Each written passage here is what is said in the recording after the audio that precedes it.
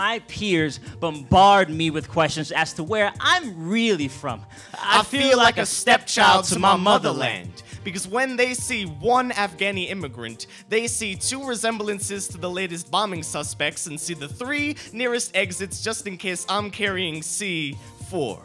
Many youth migrants struggle through a period in their countries of destination. I am from Italy. The stories of international youth migrants, told through poetry, So dwells and announced. Song, Young boy, my mom would take me. and dance.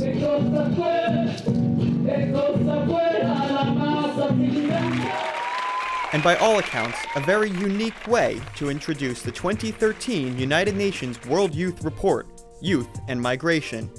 Well, the stories themselves are important, but I think telling them through art helps elevate it and bring it to an audience in a way where people can relate a little bit more to the stories through the heart, through the soul, not always just through the mind. And as a writer, being able to take the context from the report and form my own opinion and try to express that in a poetic way, as we try to do.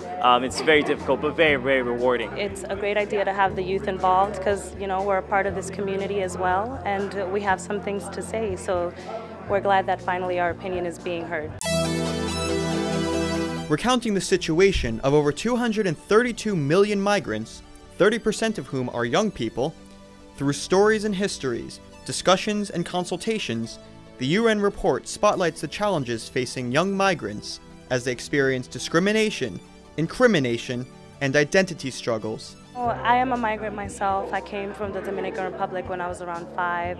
Had a couple family members that were actually here undocumented, and saw how hard it was for them to live in the shadows and for them to have that pressure of not feeling like they belong somewhere. So it's really important for me to tell their story. It's important to me that we are all treated as global citizens, that we are as much as possible exposed to culturally affirming spaces, to spaces where we know that our full identities are welcome. Today's performers noted the transformational role that art can play in helping communicate the stories of young migrants.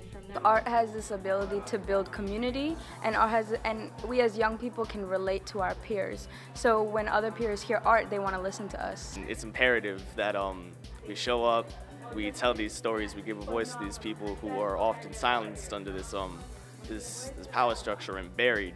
So basically, giving a voice to those who you don't hear from, but you should more. You know, in history, we've seen how much power art has to change people's minds, to go beyond just, you know, the politics and the policies. Art has a way of, you know, traveling through our hearts, through our minds, through our souls, and really connecting people with each other. Foot-long buffalo chicken on whole wheat. You're welcome. Thank you. With a view for a better world and a message of hope for other migrants, today's youth performers are charting a new path for the global community and helping migrants realize their rights and dignity. We need support, we need help, we need policy that it's pro-immigrant, that's immigrant-friendly, that will help undocumented immigrants live no longer in the fear of being in the shadows. We choose pluralism.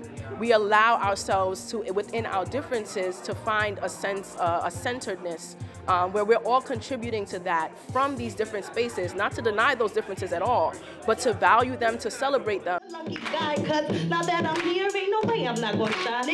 For South South News, this is Brendan Pastor at the United Nations.